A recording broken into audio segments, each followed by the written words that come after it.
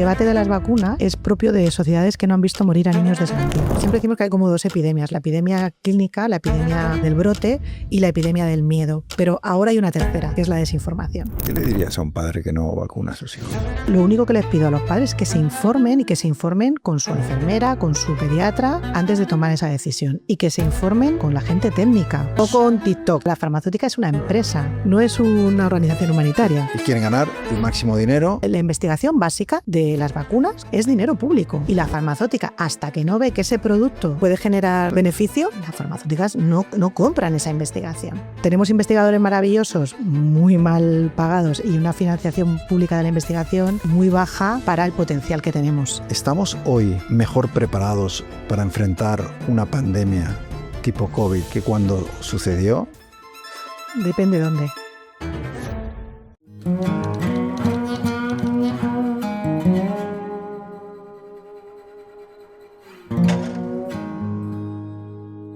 Bienvenidos a otro episodio del Director. Como sabéis, en África Central ahora mismo una epidemia muy grave de ébola.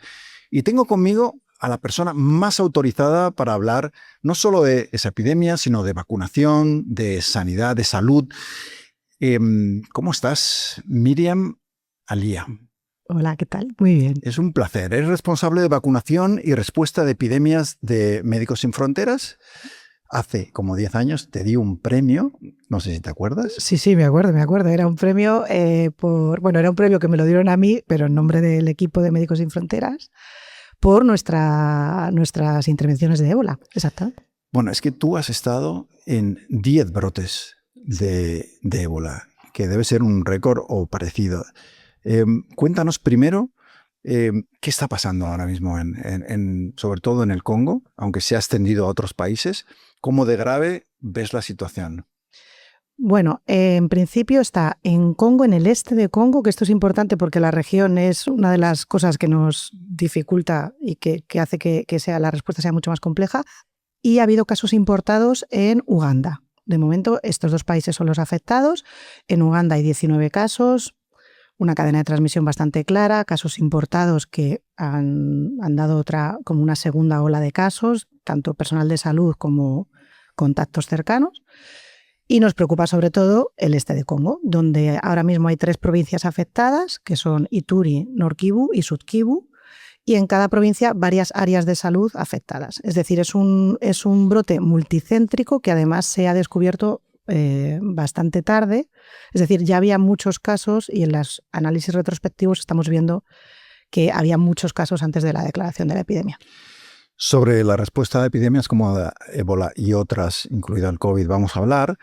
Pero lo primero, yo creo que para situar a la gente, cuéntanos cómo es este virus, cómo se contagia, por qué el ébola es una pandemia especialmente complicada. Bueno, el ébola es una epidemia, no es una pandemia, porque nunca ha habido, excepto en el caso de África del Oeste, una repercusión mundial. Normalmente esto se da en sitios donde hay un tipo específico de vegetación y donde está el reservorio, que es un reservorio animal, que es el murciélago de la fruta, y se transmite por un contacto entre este animal y otros animales mamíferos y de estos animales a personas. Una vez que hay casos en seres humanos, se transmite por fluidos. Por fluidos que pueden ser sudor, saliva, sangre, semen, lactancia materna, todo tipo de fluidos. Lo bueno es que se transmite cuando la persona tiene síntomas, no se transmite por el aire, se transmite solo por fluidos, pero lo malo es que es muy, muy contagiosa y que afecta principalmente a las personas que están cuidando de esos enfermos. Entonces afecta al personal de salud cuando trabaja de forma desprotegida o cuando no saben que están tratando casos de ébola. Y a las familias, sobre todo en Congo, afecta a las mujeres que cuidan de los familiares enfermos. ¿Tú te has librado hasta ahora? ¿Me he librado de tener ébola? Sí. Sí. No, porque el otro día estaba escuchando un testimonio de algún sanitario que ha sido contagiado, ¿no? Sí. Sí, yo he estado en 10 ébolas.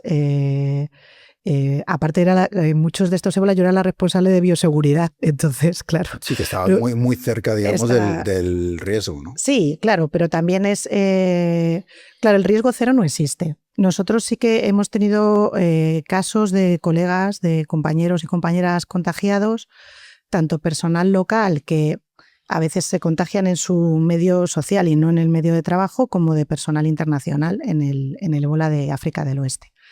Pero no hemos tenido muchos casos y en los últimos ébolas no hemos tenido ninguno. Yo además estoy vacunada del ébola para el que hay vacuna, que si quieres hablamos de esto un poquito más tarde. Pero... Sí, porque creo que este en concreto ahora tiene más dificultades, ¿no? Sí, para no tiene vacuna. Pero antes, explícanos un poco la persona que se contagia, cuáles son los síntomas.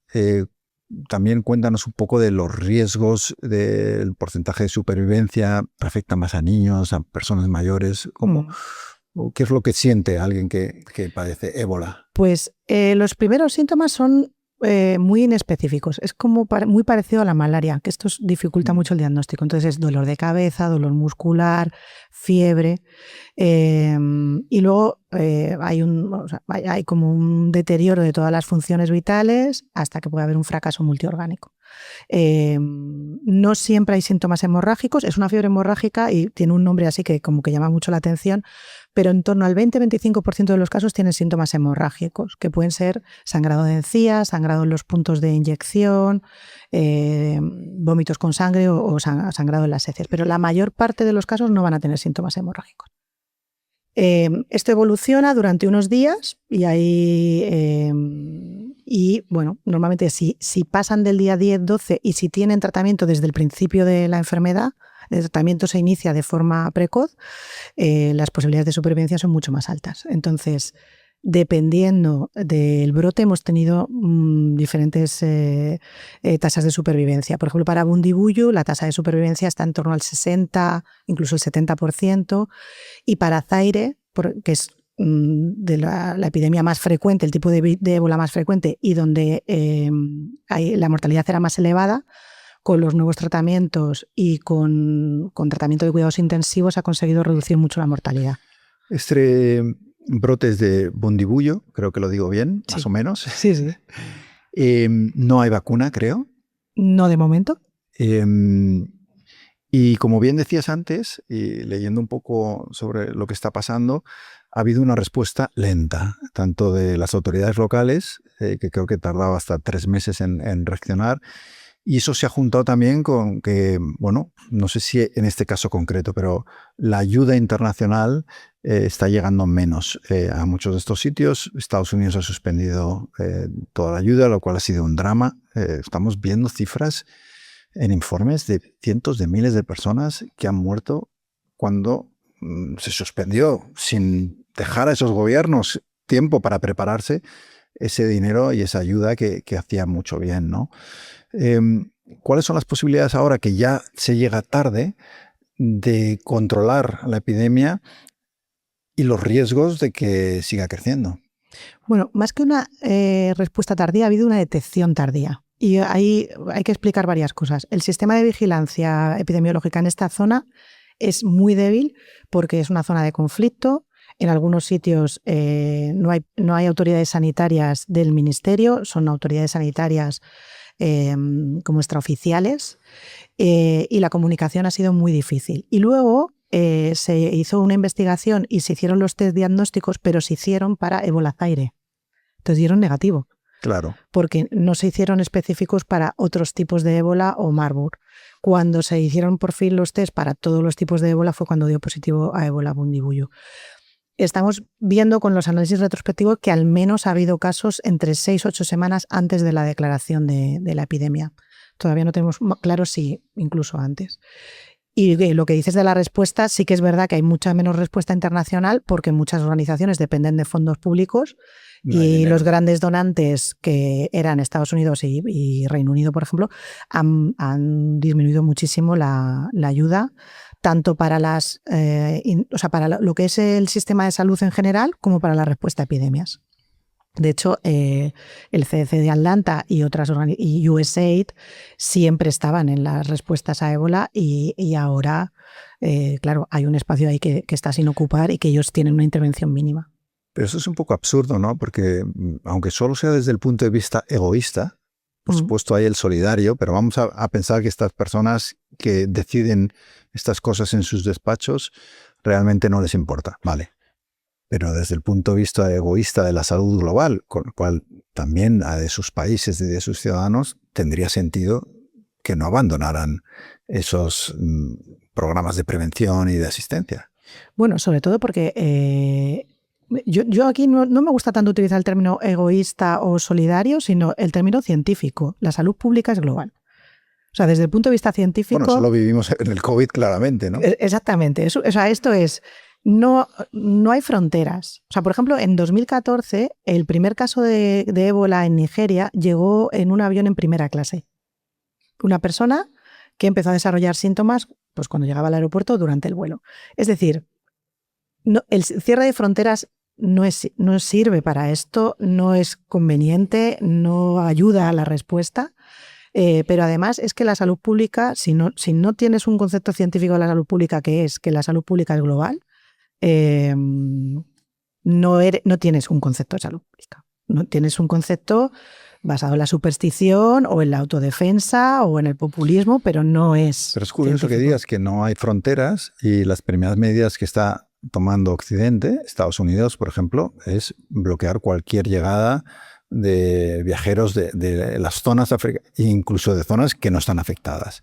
Y en Europa empezar a poner también restricciones. Es decir, la respuesta no es la...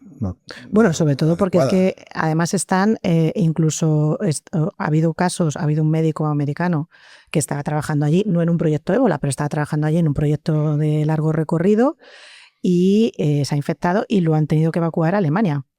Es decir, bueno,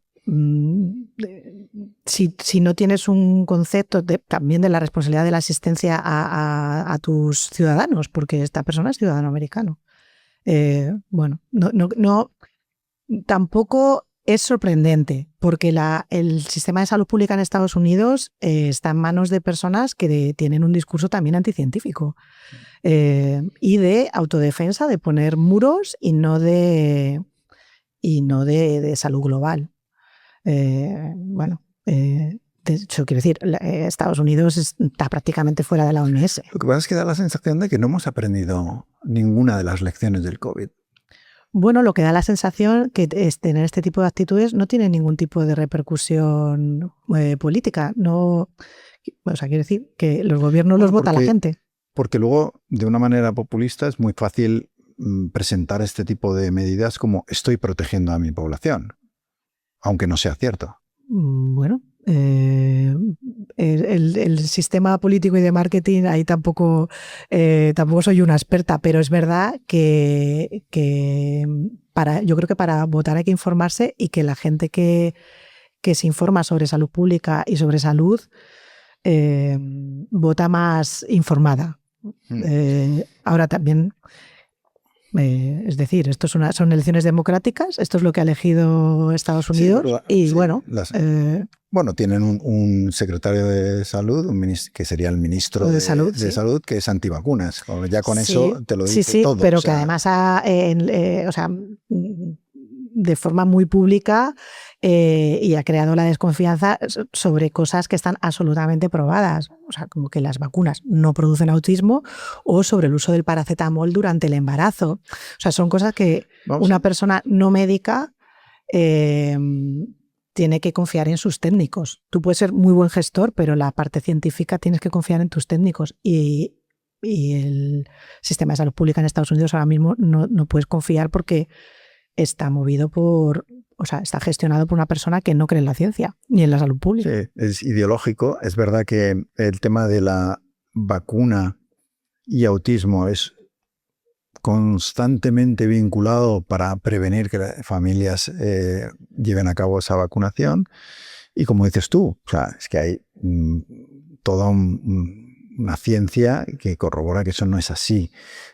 Pero ¿cómo convences a la gente que, claro, reciben esa información y al final, en muchos casos, lo estamos viendo en Estados Unidos, no vacunan a sus hijos, está habiendo brotes de sarampión que se está disparando en algunos estados y algunos niños están muriendo porque sus padres deciden que no van a vacunar a sus hijos cuando llevamos años salvando a millones de niños de enfermedades conocidas gracias a esas vacunas. Y esto no es una cuestión ideológica, es que son datos científicos.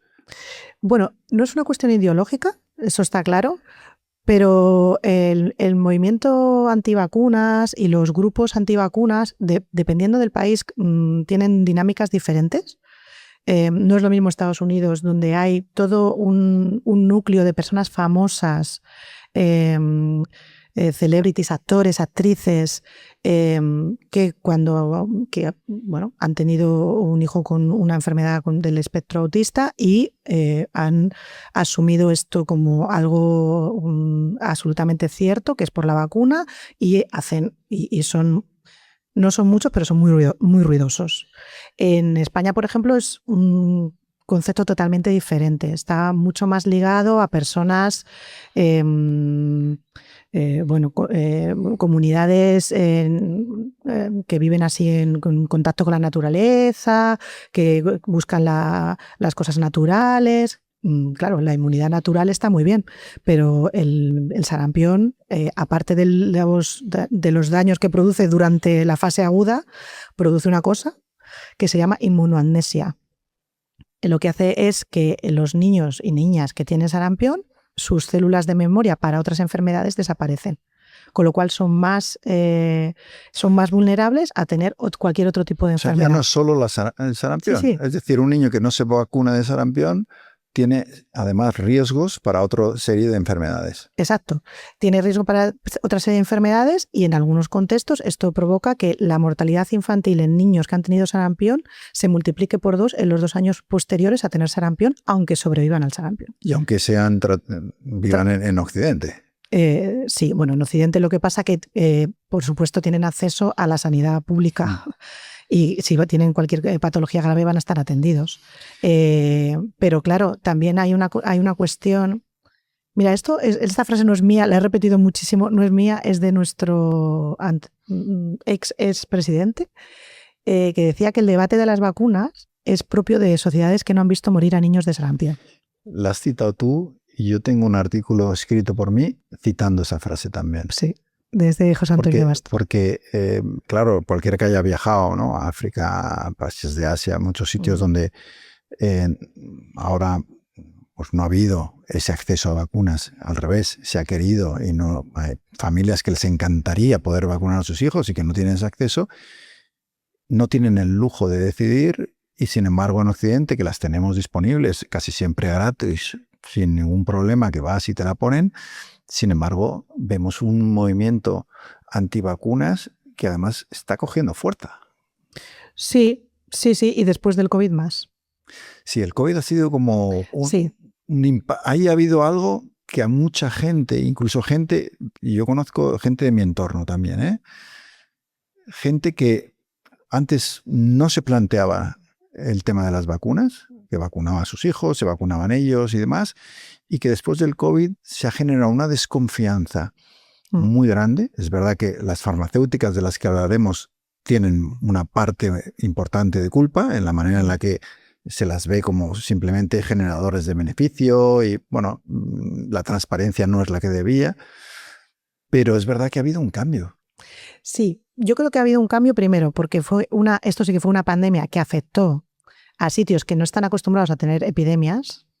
Sí, que las hemos oído siempre en África. Exacto. Ébola, tú has ido 10 veces. Cólera, ébola, no sé sí, qué, son cosas que... Pero no estábamos acostumbrados a que nos afectara tan cerca. Y luego, porque el desarrollo de la vacuna fue muy rápido porque el desarrollo de la vacuna, si el evento es muy frecuente, se puede tener resultados de forma muy rápida. Entonces, o sea, tú coges 2 grupos, a uno lo vacunas, a otro no, y ves cuánta gente enferma al final de un periodo y cuánta gente muere. Claro, si el evento es muy poco frecuente, como el ébola, tardas mucho en desarrollar esa vacuna. Pero si el evento es muy frecuente y en ese momento era muy frecuente el COVID, Esto permitió desarrollar la vacuna y tener resultados muy rápido. Y la gente, yo creo que esto no se explicó bien. Y la gente pensó que esto era un producto que se había hecho muy deprisa, sin cumplir todas las condiciones de seguridad, cuando las vacunas no se aprueba ninguna sin cumplir todas esas condiciones de seguridad. Y que creó una desconfianza. Y luego es verdad que esta guerra de las farmacéuticas, esta guerra financiera y de marketing, de yo voy a presentar mis datos 5 minutos antes que tú, porque así firmo un contrato que además es confidencial y infló los precios a pesar de que la mayor parte de la investigación se ha pagado con fondos públicos. Claro, esta forma de dar la información creó muchísima desconfianza, incluso en gente que las vacunas de rutina nunca había tenido desconfianza y que se las había puesto a sus hijos sin ningún tipo de problema. Claro, ¿cómo combates a esas personas que se han vuelto antivacunas sin despreciar preocupaciones legítimas que puedan tener, ¿no? Claro. Ahí está un poco, me parece, la clave. Claro, en España la vacunación es voluntaria.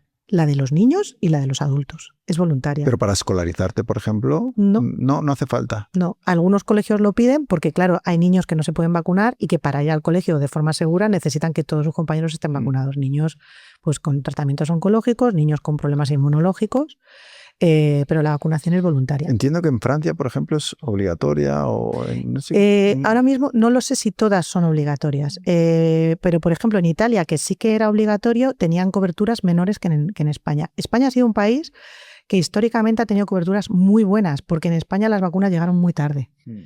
Ahí, la historia de la vacunación en España, que es preciosa, como la vacuna de la polio, por ejemplo, la vacuna oral, que hubo un esfuerzo por parte de los epidemiólogos y del personal de salud para llevar esa vacuna a las zonas más rurales y más desfavorecidas, mientras el gobierno de la dictadura iba tapando un poco lo que estaba pasando, ¿no? Porque siempre hay esto de no se declaran las epidemias. Bueno, en todos los países donde hay gobiernos autoritarios es difícil declarar epidemias.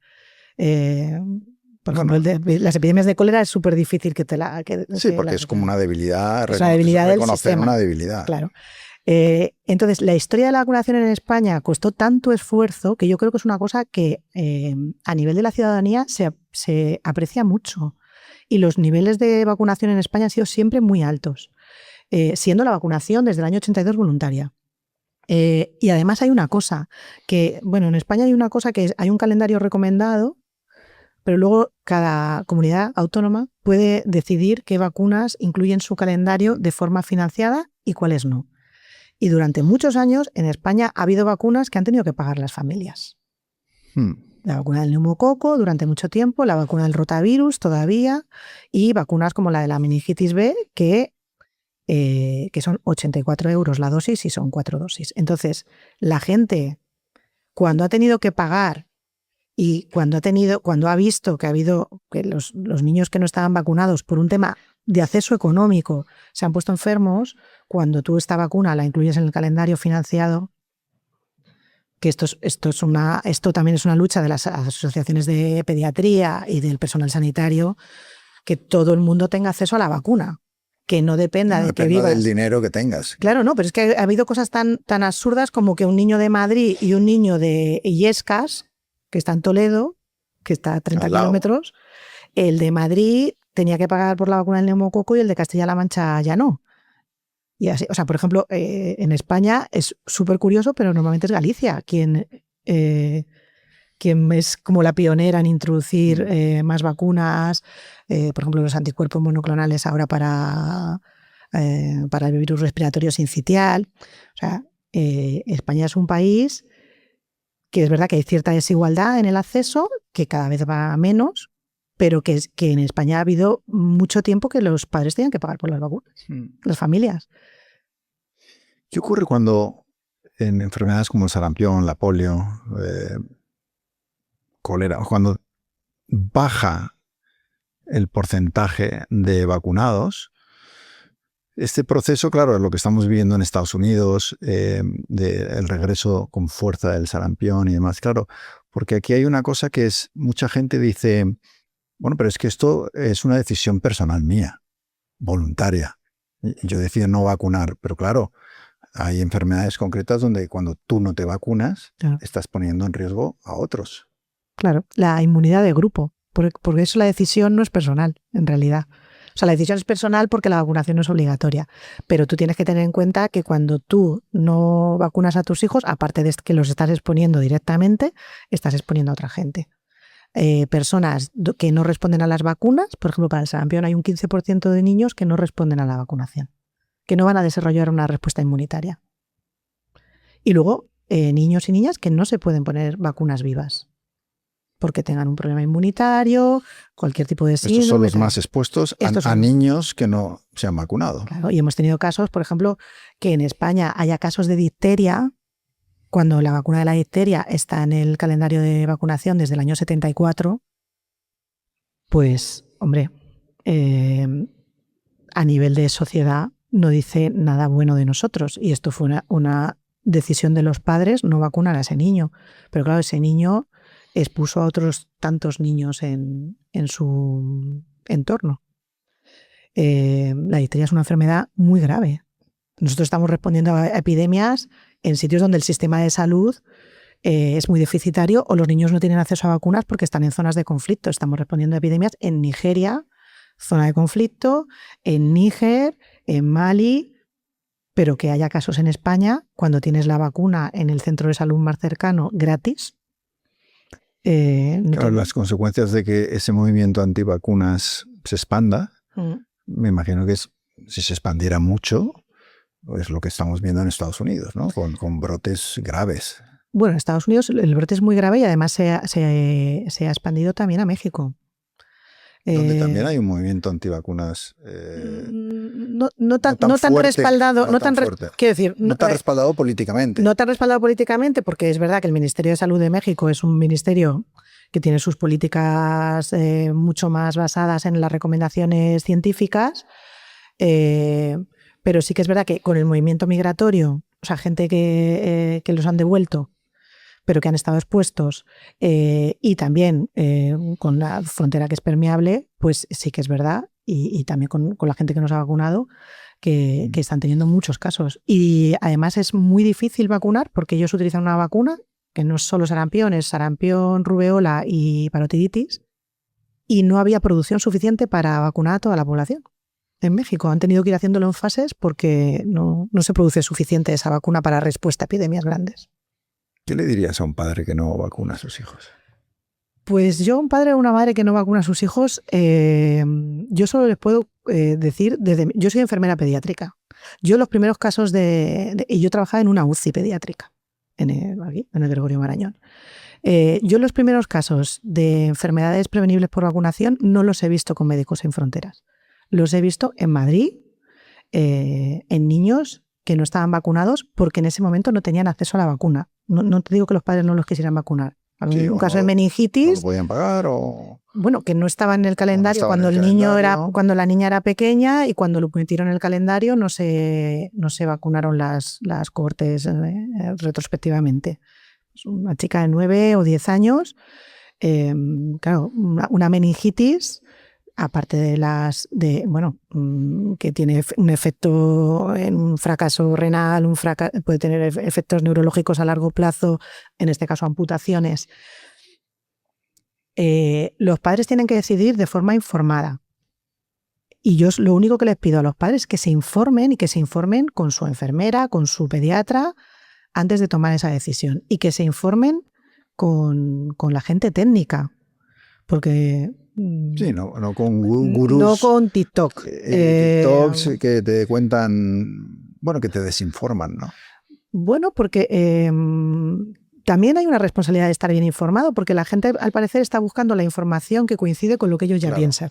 Y entonces esto es como me lo dice esta persona que tiene 100.000 o 2 millones de visualizaciones, pues entonces... Y hoy puedes encontrar lo que quieras. Si yo quiero encontrar a alguien que me diga que las vacunas son negativas o que provocan autismo, lo voy a encontrar. Claro, sí. Porque además la información, la desinformación en el algoritmo, no sé por qué, pero es como que es más fácil encontrarla. La alimenta, sí. Y se retroalimenta. Y aparte, también este tipo de movimientos de desinformación están muy bien organizados. O sea, no es casual. Es decir, sabes que hay gente que va a hacer comentarios y va a retuitear y que son gente que está todo el rato haciendo eso, que son cuentas que se dedican a activistas de la desinformación. Sí. Antes hablábamos de que parte de la culpa de este movimiento antivacunas viene del COVID. Ahora, visto con la perspectiva de los años que han pasado, que ya hemos podido mirar atrás y demás, desde tu punto de vista, ¿qué principales errores se cometieron? Bueno, yo creo que el principal error fue de comunicación. Cómo se comunicaron las cosas.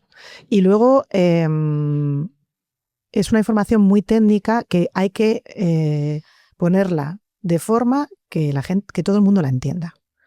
Entonces, a veces las personas que trabajamos en esto no somos capaces de ponerlo en palabras simples que todo el mundo entienda. Que a veces lo más fácil es enseñar un dibujo, una gráfica de, mira, así se prueban las vacunas. Y hasta aquí. Y cuando tienes estos datos ya ya sabes que las puedes utilizar. Y luego hubo esto a nivel occidente, ¿no? Pero a nosotros nos ha afectado mucho en los países donde trabajamos porque la forma en la que se distribuyeron las vacunas estaba basada en la capacidad económica de pagar. Entonces, hubo países que contrataron 5 y 6 dosis por ciudadano a ver qué vacuna salía antes. Acumulando.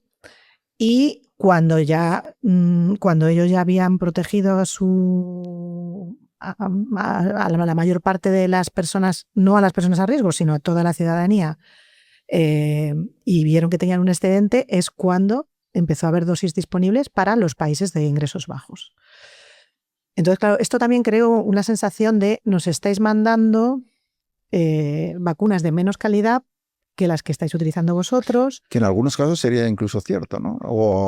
A ver, las vacunas, todas se sabía cuál era su impacto, o sea, cuál era su eficacia en reducción de la gravedad.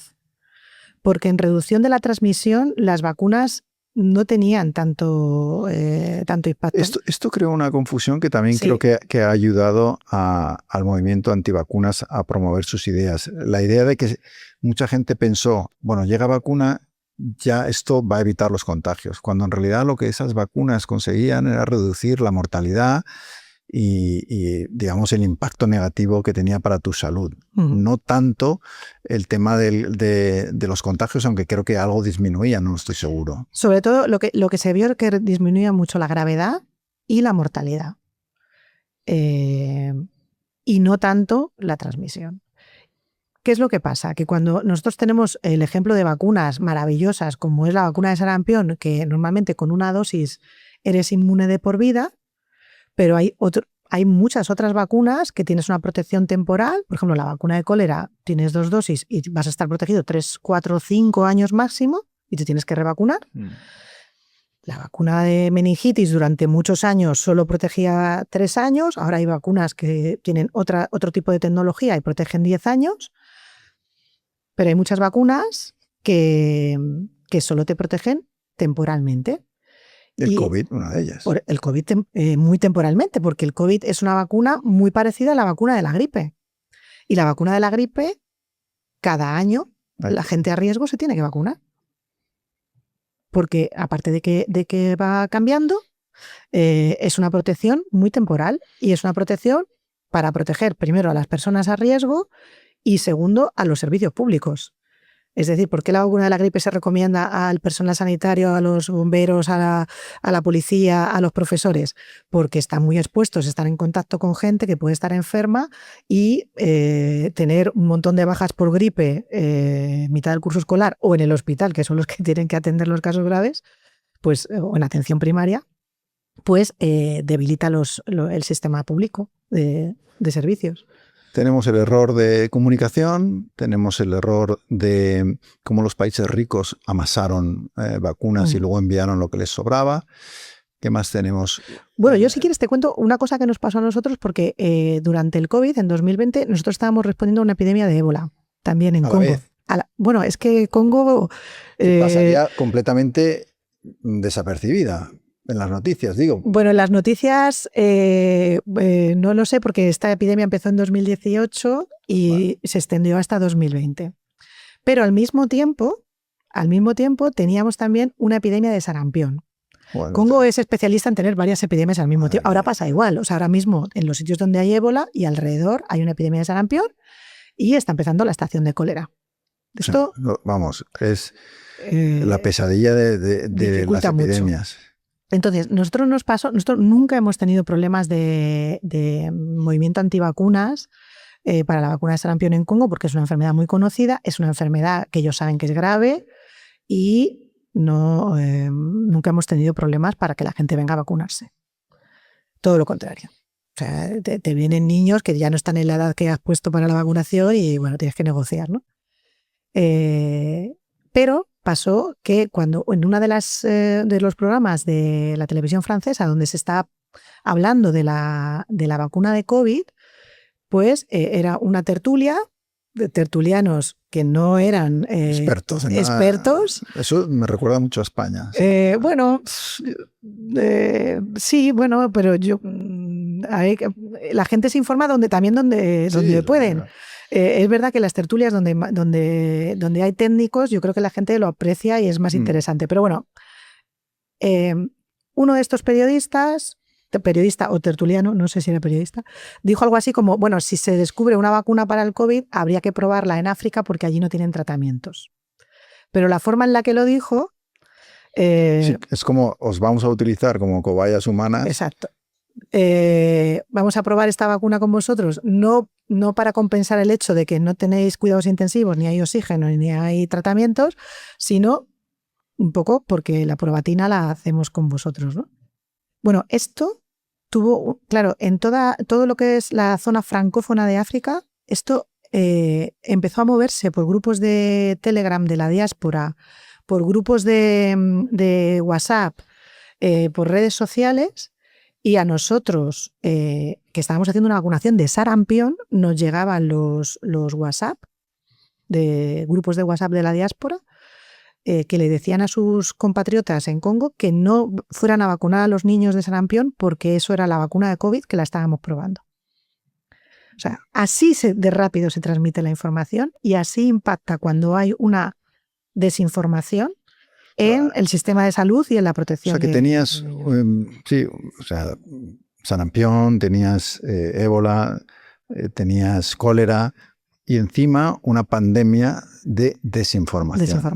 O sea, que ya es, o sea, para ya acabar de estropear las cosas, ¿no? Y esto, mira, a nosotros nos ayudó mucho en el COVID la experiencia del ébola, porque en el ébola también siempre decimos que hay como dos epidemias, la epidemia clínica, la epidemia del brote y la epidemia del miedo, pero ahora hay una tercera, que es la desinformación. Y la desinformación en un sitio como el este de Congo, donde hay tanto conflicto, donde la gente está tan traumatizada por la violencia, porque es un sitio donde hay muchísima violencia sexual, la gente lleva años sufriendo esta violencia y es muy difícil generar confianza. Y nosotros llevamos trabajando allí años y años, o sea, no somos nuevos en ninguna de estas provincias. Pero esta triple epidemia, que es la epidemia como tal, que es los recursos de salud se dedican a la epidemia cuando hay que hacer otras muchas cosas, la epidemia del miedo, porque se pasa mucho miedo en el ébola, la gente tiene muchísimo miedo y hay mucho estigma, pero luego también está la epidemia de la desinformación. Y eso es muy difícil manejar, porque, claro, tú puedes ir a hablar con las comunidades, nosotros tenemos antropólogos en todas nuestras intervenciones de ébola y es un pilar fundamental de nuestra intervención, pero hay muchas cosas que no puedes controlar, como redes sociales. O sea, ya hay TikTok en todas partes, ya hay redes sociales en todas partes. Sí, y la información seria pues corre más despacio que la sensacionalista, ¿no? En todo esto que estamos hablando entra muy en juego y es muy importante el papel de las farmacéuticas y cómo vimos en el COVID, ¿no? Esas ventas millonarias de vacunas a precios desorbitados. O sea, no sé lo que vale hoy una vacuna de COVID, pero es mucho menos. Pero en aquel momento de emergencia se aprovechó, o dio la sensación de que se aprovechaban del pánico para vender a los países a unos precios muchas veces locos, ¿no? Que hubo una sensación, yo recuerdo las subidas en bolsa de Pfizer y de todas estas farmacéuticas, los bonus millonarios que se endosaban los directivos, que se han endosado con esos beneficios. Claro, esto tampoco contribuye a la confianza. Bueno, pero eso ahí, la culpa no es de las farmacéuticas. Bueno, a ver, la culpa es la responsabilidad de las farmacéuticas, que no... Pero la farmacéutica es una empresa, sí, no es una organización humanitaria. Y quieren ganar el máximo dinero. Quiere ganar el máximo del dinero. Me vas a decir, creo, esos gobiernos que no gobiernos, regulan y no ponen los límites. Esos gobiernos que pusieron el dinero encima de la mesa para la investigación. Encima, que fue con dinero público. Claro, mucha de la investigación de la vacuna de COVID, o sea, la investigación básica, la investigación primaria de las vacunas, como pasó también con la de ébola, luego, si quieres te lo cuento. Sí, luego vamos a hablar. Es dinero público. Es dinero público. Y la farmacéutica, hasta que no ve que ese producto puede entrar en el mercado y puede generar muchos beneficios. Beneficio, las farmacéuticas no compran esa investigación. Pero es que en el caso del COVID hubo muchísimo dinero público, muchísimo dinero de filantropía, pues de donantes privados que pusieron el dinero encima de la mesa para empezar la investigación, y luego hubo mucha gente voluntaria para probar la vacuna. Y luego no hubo una rendición de cuentas. Por ejemplo, la Unión Europea, que hizo una cosa yo creo que lo copió de la OPS, de la región de las Américas. La región de las Américas compra las vacunas todos juntos, las vacunas de vacunación de rutina. Y ellos negocian el precio siempre a la baja porque es un gran volumen de compra y consiguen precios muy ajustados. Europa no. Europa, cada estado compra las vacunas por su cuenta y hace la negociación por su cuenta. Pero para el COVID lo hicieron juntos. Ahora, los contratos eran confidenciales. Sí. De hecho, ni siquiera los eurodiputados consiguieron ver los contratos. Lo sé porque en esa época yo trabajaba para un periódico alemán, el Die Welt, y estuve investigando durante meses tanto esos contratos, de los cuales tuvimos acceso a algunos, como la manera en la que esas farmacéuticas, en países donde había un límite sobre cómo podían adquirir esas vacunas, incluso en la Constitución, ¿no? Y había una serie de cosas que limitaban el beneficio que podían sacar esas farmacéuticas, forzaron cambios legislativos y votaciones para cambiar la ley y poder vender esas vacunas a los precios que ellos querían, ¿no? Que eran desorbitados. Entonces, claro, decimos, sí, bueno, son empresas privadas, pero yo es que en esto creo que si tú te dedicas al sector de la sanidad o de la salud, está bien que quieras ganar dinero, pero también tienes una responsabilidad, especialmente en un momento de pandemia, ¿no? Bueno, sobre todo, yo en este caso, hubo farmacéuticas e institutos de salud pública que tienen un desarrollo farmacéutico. Por ejemplo, el Instituto Serum de India o AstraZeneca Oxford, que hicieron un esfuerzo por mantener precios para países de ingresos medios y bajos, y la campaña de marketing en contra fue brutal, porque era como, lo dejas tan barato porque la vacuna es peor, en lugar de decir, esta gente está inflando los precios sin ningún tipo de ética. Para mí esto es un problema ya de ética. De ética, sí. Pero la farmacéutica no se va a autorregular, hay que regular.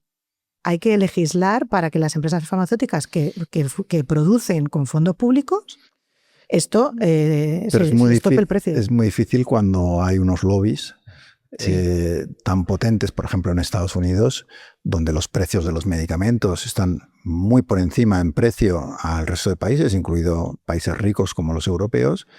Pero claro, el lobby, la cantidad de dinero que invierten en apoyar campañas electorales de políticos allí para que no tomen decisiones contrarias a la industria, hace prácticamente inviable que eso pueda cambiar. Entonces, bueno, es lo que dices tú. Yo creo que ahí tenemos un problema de ética, de moral y de falta de regulación de los gobiernos. Bueno, pero en el caso, yo Estados Unidos, quiero decir, no es que lo dé por perdido, pero no me parece el ejemplo de sí, pero que tú esperas otra cosa de Europa. Pero de Europa yo sí. esperaba o sea, una posición muchísimo más fuerte, porque fueron fuertes negociando los precios a la baja. O sea, la Unión Europea no pagó precios muy altos, pagó menos que Estados Unidos, por ejemplo. Pero no fueron coherentes con lo que habían aportado para luego la negociación. Una justificación de las farmacéuticas que se escucha mucho es nosotros tenemos que generar un beneficio, y un beneficio importante, porque esa es la motivación para llevar a cabo la investigación.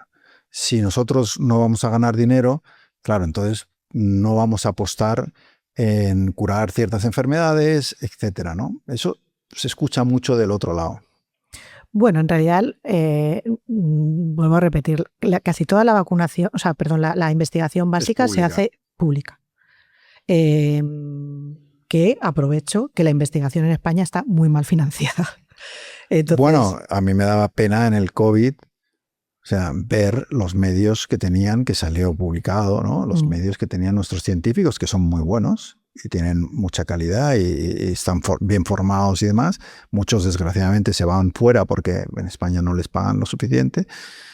Pero era patético ver los medios de la ciencia española a la hora de intentar desarrollar esas vacunas comparado con cualquier otro sitio. Y sin embargo, España fue el primer país en aportar, que esto fue un test, no una vacuna,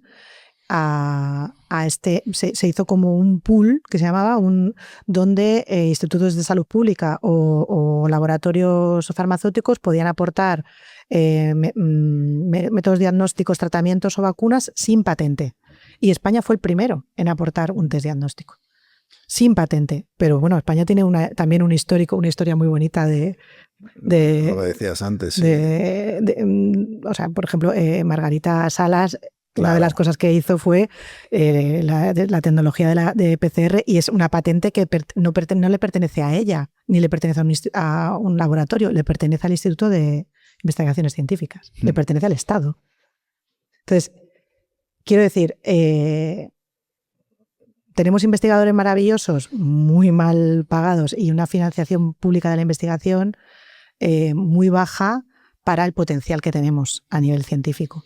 Pero dicho esto, esto fue un problema a nivel europeo, de gestión a nivel de la Comisión Europea, que fue quien hizo los contratos, y falta de voluntad política, porque yo creo que nadie quería pagar el precio de dejar sin proteger a parte de su población para vacunar a las personas muy a riesgo en otros países. Y al final, bueno, el coste político fue cero, pero el coste en términos, o sea, cuando en España ya se había vacunado y revacunado y hay gente que está ya con la tercera dosis, había personal de salud de países de ingresos bajos sin vacunar. Personal de salud, ¿eh? No te digo... expuestos todos los días a...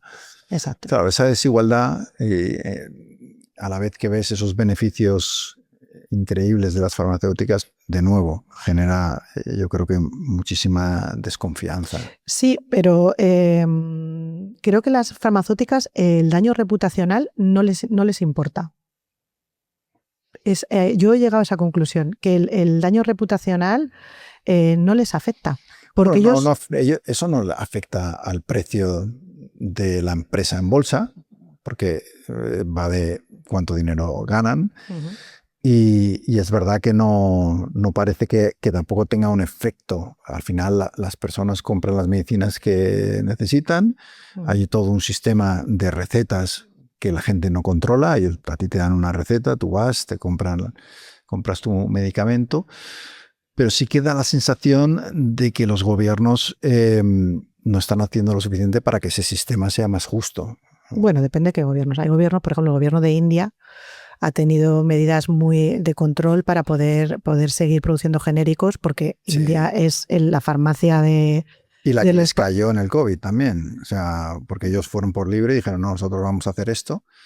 Pero bueno, en realidad era la misma vacuna, o sea, la vacuna que hacía el Instituto Serum de India era la misma vacuna que AstraZeneca Oxford. Era la misma vacuna, solo que producida con una serie de condiciones, porque este instituto es un instituto de salud pública que tiene dentro de su compromiso no subir los precios, más allá del precio de producción y un margen de beneficio razonable.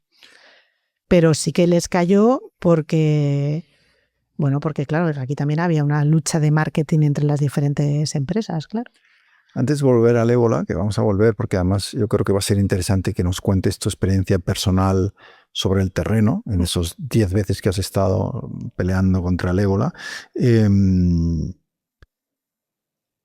Lo mencionaba antes, ¿no? Los errores que se cometieron en el COVID, bueno, algunos yo creo que hay que comprenderlos, era una cosa muy nueva para algunos gestores y demás. Pero si te preguntara, ¿estamos hoy mejor preparados para enfrentar una pandemia tipo COVID que cuando sucedió? ¿Qué me dirías? Depende dónde y depende para qué tipo de intervención. Antes del COVID, lo que llamábamos la epidemia X, que era como la gran pandemia que todo el mundo esperaba que pasara, pensábamos que era una enfermedad bacteriana resistente a antibióticos. Ahora tenemos más claro que una pandemia tipo COVID puede ser una zoonosis o puede ser otro tipo de enfermedad, fundamentalmente que se transmita por el aire, porque los otros tipos de contagio de transmisión son más lentos, se transmite más lento, ¿no? Bueno, puede ser más, no quizá tan lento, pero es porque, por ejemplo, el ébola no se transmite lento precisamente, pero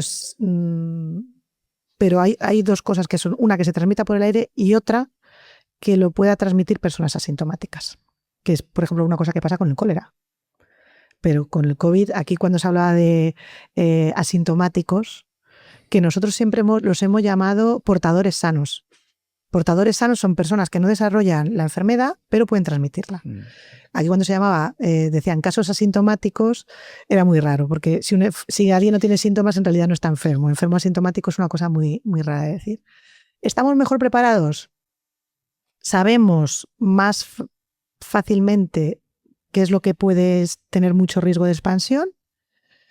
Se ha hecho un esfuerzo por tener un acuerdo de pandemias para no dejar a nadie atrás, pero luego, claro, cada país tiene que invertir en su propio sistema de respuesta, de alerta precoz y de respuesta. Y ahí, si me dices, ¿estamos mejor preparados? Nosotros, sí, en los países donde trabajamos. Si estamos mejor preparados en Europa, no sé decirte si en toda Europa esto se está desarrollando, porque el acuerdo de pandemias se ha tardado un año más en firmar de lo que se debía, porque había desacuerdos, sobre todo en lo que tiene que ver con la solidaridad y cómo repartir los recursos. Y no todos los países invierten tanto en salud pública.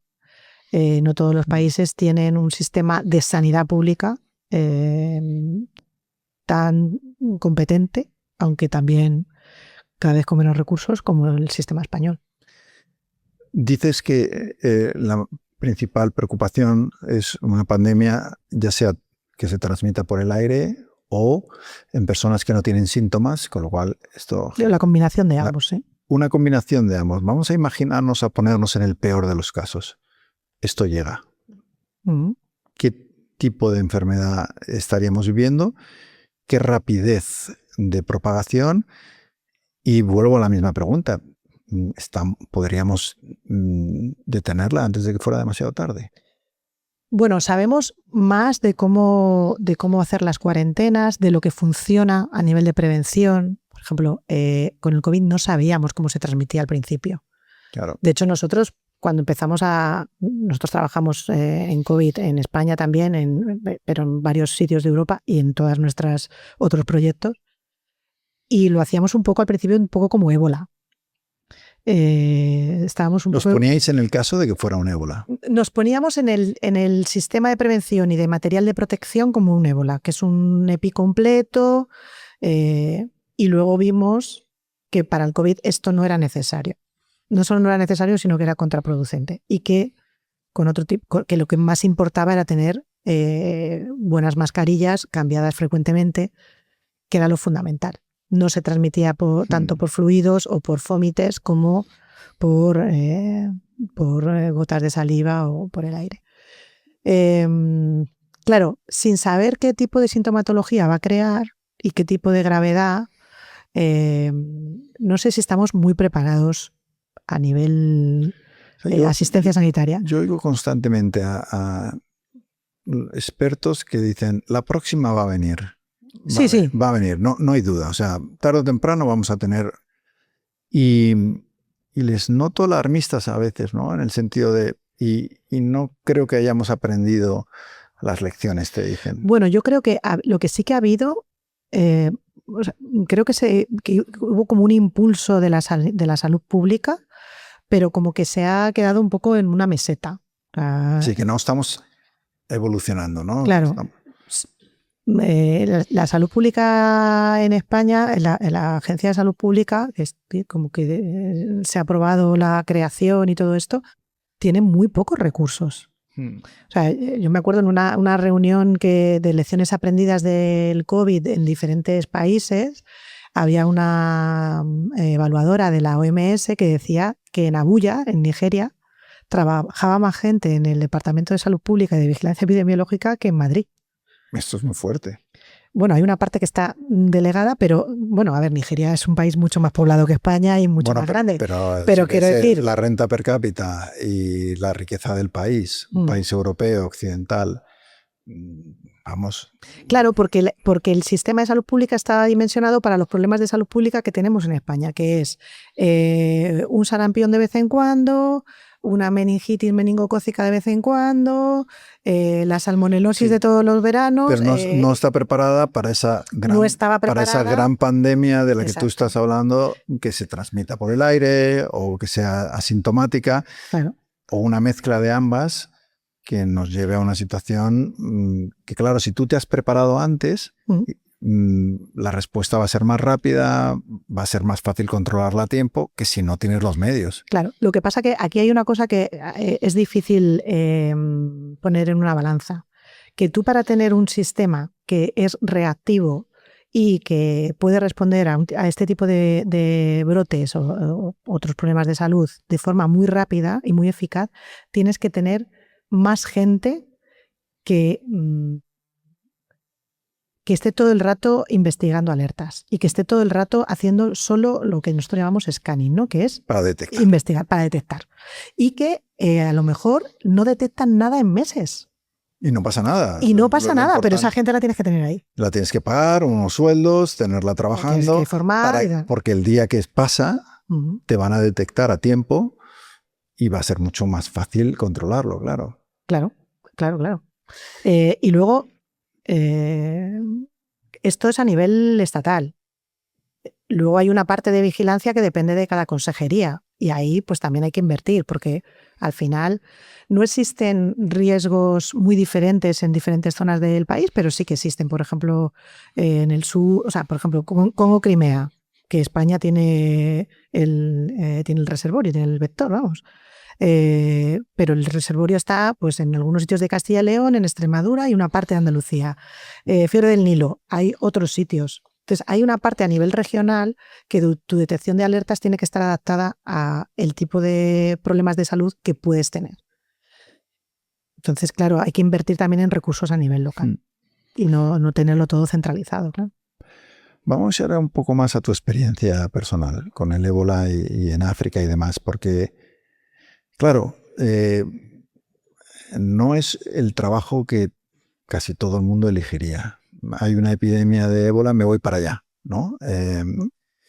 Cuéntanos un poco tu viaje personal para llegar a trabajar en Médicos Sin Fronteras y decidir que quieres implicarte en salvar vidas y en proteger a gente en un país como el Congo o en Sudán del Sur y demás. Bueno, yo a Congo le tengo mucho cariño porque fue mi primera experiencia con Médicos Sin Fronteras. ¿En qué año entras, por cierto? Yo en Médicos Sin Fronteras en 2005. Yo había trabajado antes había sido voluntaria en Médicos del Mundo, 5 años, en Madrid, en un centro que atendía a inmigrantes en situación irregular. Y luego tuve una experiencia más de desarrollo en Nicaragua con una organización de enfermería como formadora de emergencias pediátricas. Y ahí me di cuenta que el desarrollo igual no era lo mío, porque aquí hay perfiles de todo tipo. Claro. Y nada, mandé un currículum y me llamaron enseguida, la verdad. Que esto es una cosa que cuando lo cuento la gente se asombra un poco porque ahora no es tan fácil. ¿Y luego cuánto tardas en ir a tu primera epidemia de ébola? De ébola, mi primera epidemia fue en el 2012. Pero antes del ébola ya había hecho sarampión, meningitis, cólera. Tenías el currículum pandémico, lo tenías bien trabajado. Hemorrágica, sí. Y claro, yo creo que es interesante, ¿no? Tú de repente aterrizas en el Congo, vamos a irnos al 2014. ¿Es 2014? El 2012 fue un ébola, como lo que llamamos antes un ébola clásico rural, que era Bundibugyo. Además, sí. De Bundibugyo esta es la tercera epidemia. ¿Y cuando llegas, qué es lo primero que haces? Pues mira, lo primero que a mí me pasó una cosa que yo iba casi para cerrar. Y entonces tuve lo que llamamos la pasación con la persona a la que yo sustituía, la coordinadora médica a la que sustituía, como muy cortita porque ella se tenía que ir y tal. Y el mismo día que llegué hubo un caso de una mujer embarazada a punto de parir, que además había estado en un centro de salud ingresada y que de ese caso salieron multitud de casos. O sea, estábamos como cerrando y de repente este caso... O sea, que viviste en directo un brote. Exacto, o sea, estaba como cerrando y de repente pues un caso que además había contagiado a mucha gente y además una señora que la noche que ingresó por la tarde y por la noche dio a luz, esto en un centro de ébola. Entonces fue todo como, digo, bueno, venga, vamos a recuperar la enfermera de cuidados intensivos neonatales y la de cuidados intensivos pediátricos y la maternidad de Somalia y tal, más ponerle ébola. Entonces, bueno, la verdad es que yo no llegué a abrir este ébola. Yo iba a cerrar y al final pues me quedé bastante porque tardamos más en cerrar. Pero aprendí mucho porque además yo pasé por todos los puestos del centro de tratamiento, la periferia, la vigilancia epidemiológica. Tuve la suerte de coincidir con gente muy buena, el que era el responsable de fiebres hemorrágicas del CDC entonces, Pierre Roland, que me apadrinó. Qué importante es eso, ¿no? Tener a alguien que te apadrine y que quiera pasar el testigo. Sí, bueno, es que además él tenía alma de profesor. Bueno, tiene, o sea, ya está jubilado, pero tiene alma de profesor. Entonces, pues la verdad es que fue un placer y fue un privilegio porque todos los grandes gurús del ébola estaban en esa intervención cuando yo llegué. Y aprendí mucho, claro. Y eso me sirvió mucho en 2014. En 2014 fue un poco diferente. Que esta fue buena, yo creo, ¿no? Sí. Entre comillas. Sí, la de 2014, fíjate, yo había estado en Siria de coordinadora médica. De Siria me había ido a República Centroafricana y cuando volví me dijeron, pues te toca a Sudán del Sur, o sea, 3 conflictos seguidos. O sea, y yo dije, ¿y yo no me podría ir al ébola un poquito? Descansar un poquito de bombas. O sea, ¿cómo de curioso, ¿no? Voy a poner la palabra, es tu trabajo que para relajarte de unas emergencias estás buscando que te lleven a un sitio con ébola. Y dice, no, es que eso va a ser más relajado, ¿no? Bueno, o sea, no es más relajado a nivel de carga de trabajo. No, pero a nivel de protección personal. Pero a nivel de protección, claro, a ver, nosotros tenemos unas normas para trabajar en ébola muy estrictas de bioseguridad. Yo ya tenía la experiencia de 2012, no era nueva, era un proyecto que ya estaba en marcha, también muy complicado y bueno, y también luego hubo algún incidente de seguridad. Pero en la guerra hay muchas cosas que tú no puedes controlar. En el ébola hay muchas cosas que tú puedes controlar. No existe el riesgo cero, pero... Sí, si tomas las medidas adecuadas, el riesgo baja mucho. Baja es mucho. verdad que en el conflicto, y lo vemos con compañeros que han muerto, pues de repente estás en el sitio equivocado, en el momento equivocado. Bueno, o estás en el sitio donde tienes que estar, pero te conviertes en un objetivo, porque eres un testigo incómodo. Y como cada vez se respeta menos el derecho internacional humanitario, los periodistas y los sanitarios somos objetivos. Que esto es verdad, ¿eh? Que ha empeorado mucho. O sea, los riesgos para esos dos oficios, ¿no? Tanto el de reportero como el de sanitarios que quieren ir ahí. Bueno, solo hay que ver el horror que pasaba en Gaza, ¿no? Con tantísimos, tanto sanitarios como periodistas que han sido asesinados. Pero es verdad que, bueno, vives 3 conflictos y necesitas un poco destensionar eso, no vivir constantemente con, o sea, me pueden matar, ¿no? Bueno, sobre todo cuando estás en zonas de conflicto, y yo en este caso en alguno de los sitios gestionaba seguridad, en otros estaba más en la coordinación médica, cuando la seguridad de otra gente depende de ti también. Claro, eso es un peso, muy grande. Fuerte.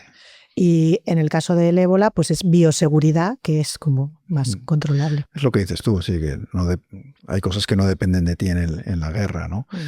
Y pero vamos, que no, o sea, yo esto lo cuento un poco por la risa, pero que es verdad que yo pedí ir en 2014. Bueno, es que esto o vas voluntario o sí, bueno, o sea, yo estaba en la unidad de emergencias entonces y era como parte de mi responsabilidad, pero yo me fui, o sea, yo pedí ir porque en ese momento la sección española no estábamos trabajando en ébola y me fui con otra sección prestada, ¿no? Leí un artículo tuyo antiguo ya, ¿no? Creo que es del 2012 que estuviste en Siria. No sé si ese es el año. Es que en Siria estuve varias veces. Estuve 2012, es un artículo durísimo en el que cuentas o relatas cómo niños sirios están muriendo de frío. Ay, el cuento de los patucos. Sí. sí. Lo rescaté de internet.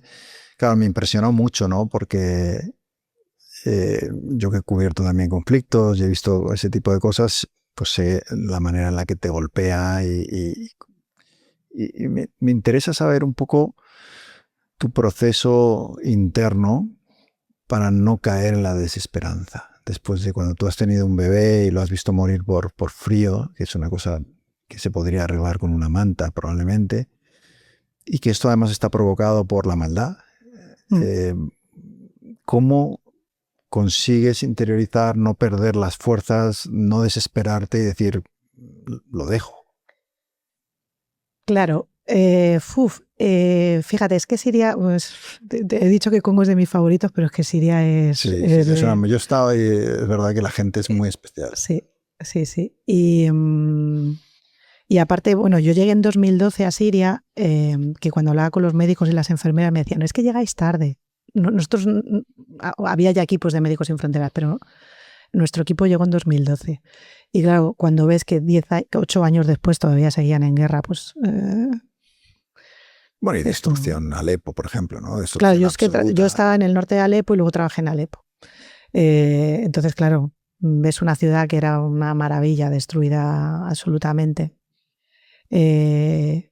Pues no sé muy bien, o sea, tienes momentos que de bajón, pero al mismo tiempo dices, bueno, yo no soy responsable de que esto pase o de que esto deje de pasar, pero sí soy responsable de que la gente sufra lo menos posible dentro de lo que podemos hacer. Y aparte a mí me gusta mucho mi trabajo, yo creo que lo hago bien, entonces también una sensación de responsabilidad de podemos mejorar la vida de la gente dentro de que, claro, cuando tú hablas con los sirios te decían, bueno, es que yo hace 3 años vivía en Damasco, vivía en Alepo, en una casa normal, me iba de vacaciones, me iba a la playa. Mis hijos jugaban en la calle. Exactamente, y habían visto las mismas series que nosotros y se habían leído Harry Potter y, o sea, claro, decían, claro, es que en 3 años o en 2 años o en meses les había cambiado la vida completamente. O sea, yo me acuerdo un compañero mío, médico, que fue el responsable médico de uno de los hospitales donde trabajábamos, que él me decía, es que yo estudié lo que era Médicos Sin Fronteras en la universidad. Y siempre pensé, dice, bueno, antes de casarme, que siempre pensé en trabajar alguna vez con vosotros y tal, dice, y nunca pensé que sería en mi país. Es duro. Claro. Sí. Durísimo. Porque es como, claro, es que en Siria no había una democracia, pero era un país de ingresos medios altos, un país donde había turismo, un país donde la gente vivía bien y... Educada, gente muy educada. Sí, bueno, la Universidad de Alepo era de un nivel muy, muy alto y o sea, tú lo notabas porque cuando trabajabas con gente que había hecho medicina o enfermería en la Universidad de Alepo o en Damasco y gente que lo había hecho fuera, se notaba mucho la diferencia. Era un nivel muy alto a nivel clínico y a nivel académico. Pero sí, ¿qué haces para...? A ver, yo reivindico un poco también la superficialidad, es decir, cuando estoy allí estoy a tope, yo lo doy todo. Y cuando vuelvo también necesito un tiempo de descanso mental. Desconexión. Desconexión mental. Que no es falta de empatía, es simplemente también una manera de protegerte. No es falta, no creo que tenga nada que ver con la empatía, porque por eso es verdad que cuando... Que no tiene nada que ver. Cuando vuelves, o sea, a ver, y además yo vuelvo mucho a los sitios, yo a Siria yo volvía y trabajaba con la misma gente. Y tengo contacto con muchos de mis compañeros, muchos están refugiados en Alemania, en Holanda, algunos ahora están pensando en volver. Sí, no me refiero tanto a la... Claro, yo decía, no es una cuestión de falta de empatía, es una cosa que los reporteros hacen también, que es intentar también, porque si no te volverías completamente majara, protegerte con un poco de distancia a veces. Mira, yo durante años, de mis favoritos del ordenador, estaba un mapa dinámico del conflicto de Siria. O sea, yo lo abría todos los días. Eso es un poco tortura, casi. Bueno, y al final hubo un momento en el que lo quité. Sí, que no podía seguir estando pendiente. A eso me refiero, ¿no? Estar pendiente constantemente. Yo no sé si tienes tú una sensación, también vuelvo a insistir en la comparación, porque me parece que sois un poco también, o las profesiones se parecen en algunas cosas, ¿no? De ir a conflictos y demás. Un sentimiento de culpa cuando te marchas. Sí, eso depende de cómo te marches. Porque yo recuerdo, por ejemplo, de haber estado en, pues no sé, en conflictos en Afganistán, en otros sitios, y pasar un tiempo largo, y esa sensación cuando te marchas de privilegio por tu parte, yo me puedo ir cuando me dé la gana, y dejar a la gente detrás. Sí, o sea, eso es inherente al trabajo en crisis humanitarias, ya sea en conflicto. A ver, en una epidemia es diferente porque normalmente yo voy y cuando yo vuelvo es porque la epidemia se ha acabado, que tienen otros problemas de salud, pero que a lo mejor tenemos un proyecto regular o hay otras... El problema se ha resuelto. Pero el problema se ha resuelto. Y ves un impacto directo, sobre todo si es una enfermedad vacunable, que tú haces la vacunación, a los 10 días deja de haber casos. En caso de cólera o de sarampión, pues es así, ¿no? Con todos los problemas que suele haber en estos sitios, además de la epidemia. Pero en el caso de los conflictos, y a pesar de que yo he vuelto muchas veces a los mismos sitios, que me dicen, ¿has estado 10 veces en Congo? Sí, pero he estado 3 veces en Siria, he estado 4 veces en Nigeria, he estado varias veces en Yemen, o sea, siempre volvemos a los mismos sitios. Y vuelves a ver a la gente, pero esa sensación de culpabilidad yo creo que no se te pasa. Y por ejemplo, a mí, yo he tenido bastante suerte porque nunca he tenido incidentes de seguridad graves, pero en Siria sí que hubo un momento que el personal internacional tuvimos que salir por riesgo de secuestro, y esa salida así tan rápida que tienes que organizar las cosas para irte rápido y delegar las diferentes responsabilidades, pero tú estás dejando a tu personal que tienen, o sea, porque el riesgo de bombardeo lo teníamos todos. El riesgo de bombardeo, yo vivía en el sótano del hospital, vamos, bunkerizada, pero el riesgo de secuestro sí que era solo para el personal internacional, pero se te queda una sensación muy mala. Se te queda una sensación muy mala porque, bueno, de culpa, es de culpa y de privilegio, de tener un pasaporte que te permite salir.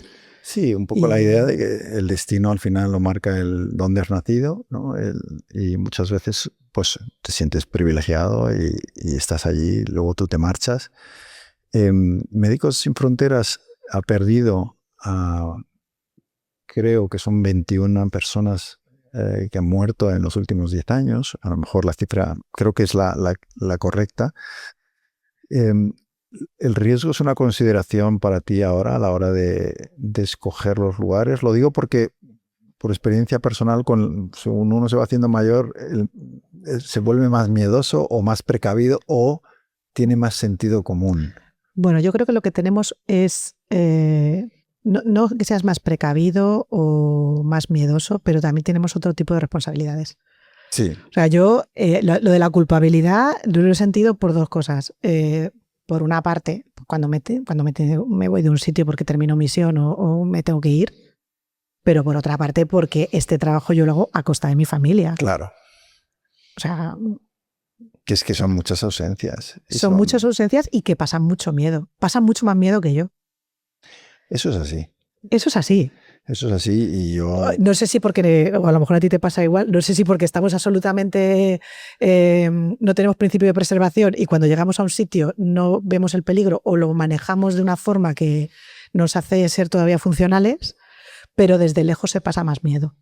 Sí, la gente lo vive con más angustia y uno, es verdad que a veces exige mucho a su familia, porque claro, cuando tú te vas a zonas en conflicto, pues siempre hay el riesgo de que reciban una llamada diciéndoles que algo te ha pasado y tú les estás exigiendo a los tuyos que acepten eso, ¿no? Porque tú quieres cumplir con tu trabajo, porque eres un apasionado o apasionada de lo que haces y demás, pero es mucho exigir sí.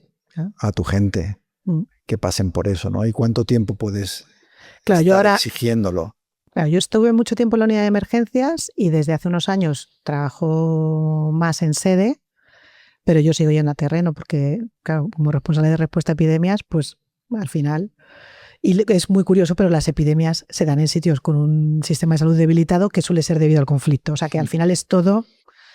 que para que vayas a un sarampión o un cólera en un sitio idílico, me ha pasado, ¿eh? En Congo estuve... Sí, pero suele ser raro, ¿no?, que sea idílico, es más bien... Sí. Y de hecho en la pandemia que hay ahora hay milicias armadas en la zona, una mina de oro que también es motivo de propagación porque hay mucho trasiego de gente, pero es verdad que bueno, hay esos riesgos y que la gente que te quiere pues lo pasa mal y tú les haces pasar mal, con lo cual me gusta la manera en la que lo cuentas muy bien, esa doble culpabilidad, ¿no? O sea, cuando te vas, culpable porque estás dejando a los tuyos preocupados en casa, y cuando vuelves, sentimiento de culpa porque estás abandonando a la gente a la que has ido a cuidar.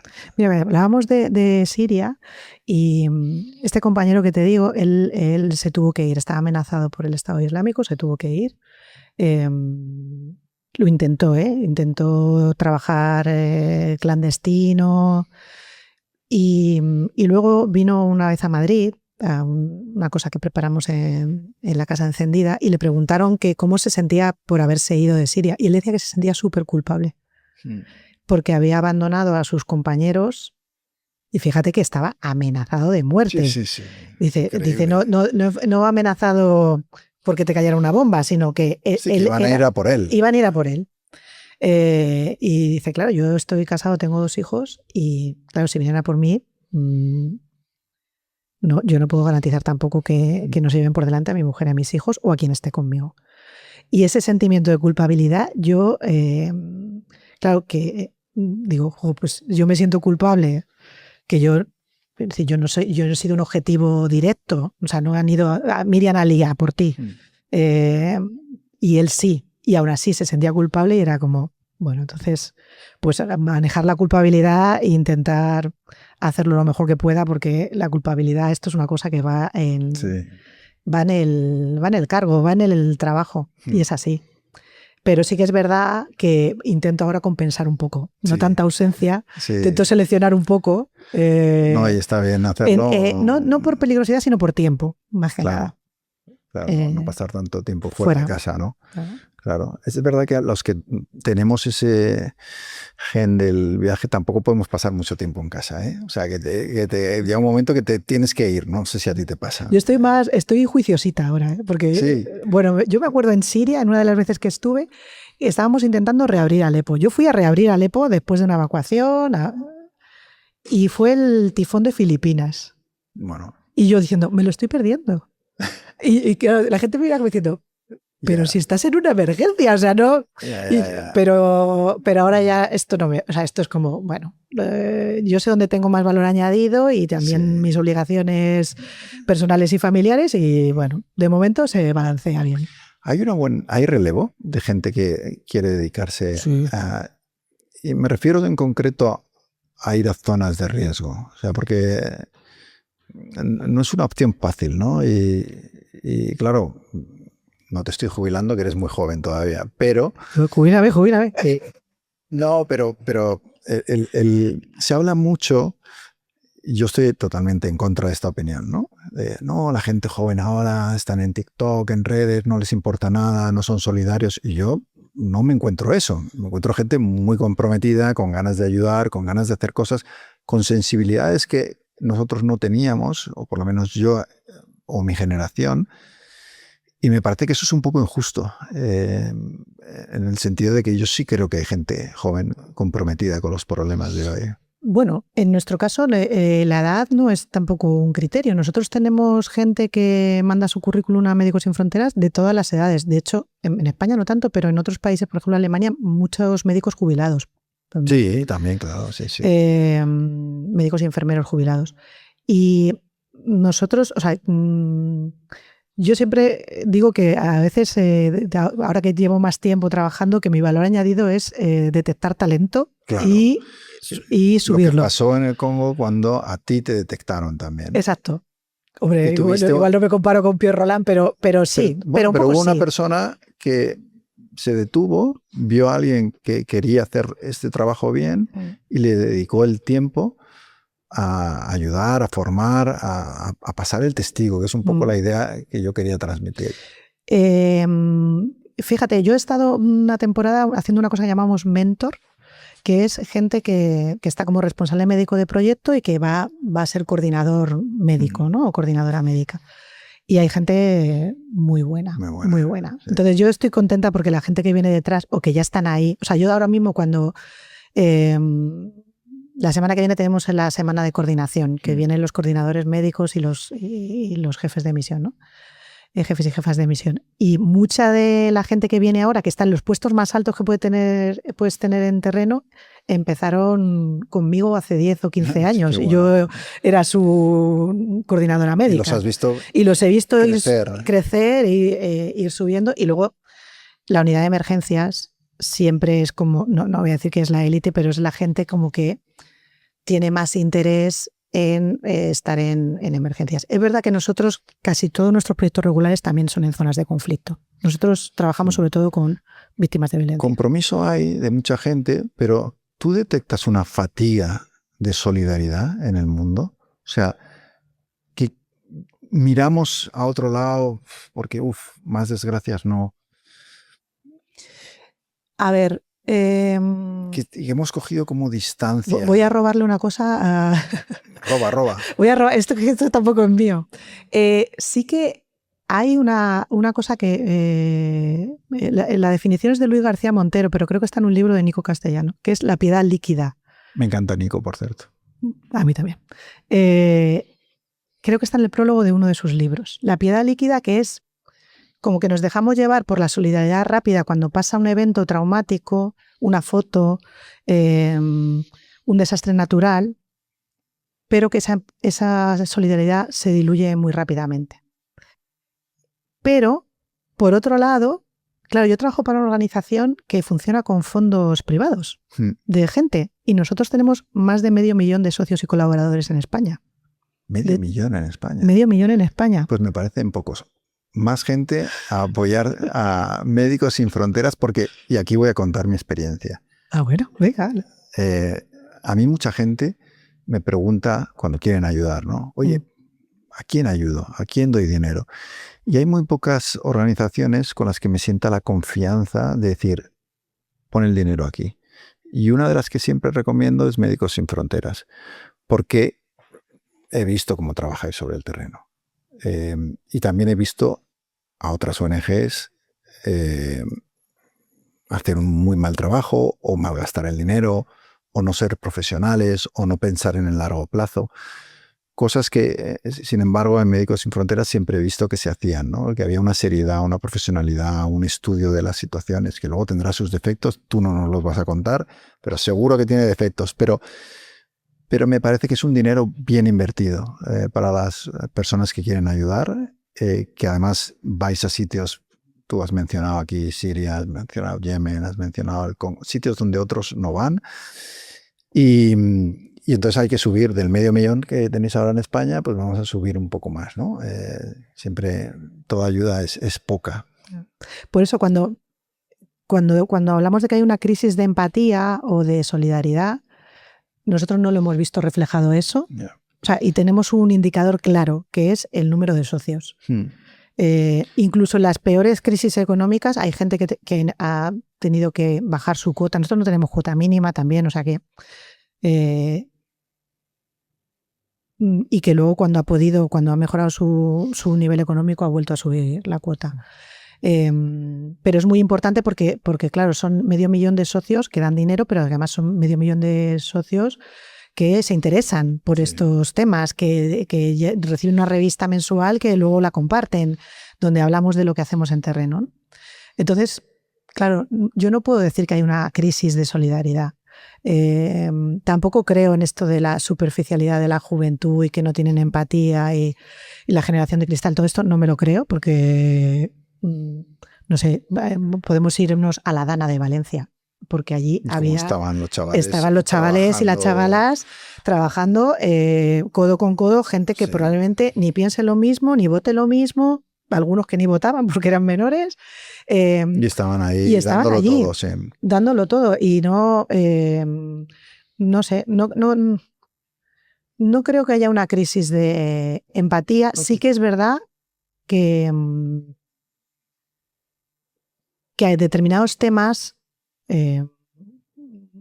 a lo mejor la gente tiene mucho interés, pero es verdad que lo que dices, que hay cierta fatiga porque ser testigo del dolor cuesta mucho. Cuesta mucho. Entonces, bueno. Que a veces es más fácil mirar a otro lado. Sí, mirar a otro lado o limitar. O decir, bueno, pero bueno, luego vas a las manifestaciones para el alto el fuego en Gaza y tienes gente de un montón de generaciones allí. No sé, yo no soy tan pesimista. Pues si alguien como tú... Es que no me puedo permitir ser pesimista. Visto lo que ha visto en conflictos, en pandemias, etcétera, es optimista. Yo creo que los demás no tenemos derecho a ser pesimistas. Es que no nos lo podemos permitir. Porque si la gente que está trabajando, que es su país, o sea, la gente que está ahora mismo trabajando en Congo o mis compañeros sirios siguen trabajando y siguen de pie, nosotros no nos podemos permitir el pesimismo. Sí, porque además el pesimismo es paralizante. Yo creo que lleva a la inacción, ¿no? Y entonces, bueno, pues necesitamos gente como tú, optimista, que encima vaya a todos esos sitios a ayudar a la gente. Y para mí ha sido un placer. Desde que te di aquel premio, yo era director del Mundo, teníamos los premios Yodona de nuestra revista, pues te descubrí, he sentido admiración por tu trabajo, voy siguiendo de vez en cuando lo que haces y cómo no, traerte a este programa para que también la gente que sigue el canal pues sepa quién eres y qué haces. Así Muchas gracias. Muchísimas gracias por venir. Gracias a ti por traerme. Y a vosotros, pues ya sabéis, y tenemos, ahora que lo estoy pensando, un grupo de mujeres valientes en este podcast que hemos traído, que tenéis que verlas a todas, porque está por supuesto Khadija Amin, ¿no? Afgana, presentadora de televisión. Hemos tenido a mujeres que han peleado contra los abusos, mujeres que, bueno, están haciendo unos trabajos increíbles en muchísimos sitios. Y yo creo que es una de las cosas buenas del canal, ¿no? Que ahora que vemos muchas veces en las tertulias, ¿no? a los mismos, ¿no? Diciendo las mismas cosas, que empecemos a dar exposición y a mostrar el trabajo que hacen también muchas personas, muchas de ellas mujeres, en sitios y que a veces no están del todo reconocidas, y quitemos un poco a estos pesados de los políticos que nos aburren con sus historias, ¿no? Así que nada, bienvenidos, no me enrollo más, os espero la próxima semana. Abrazo.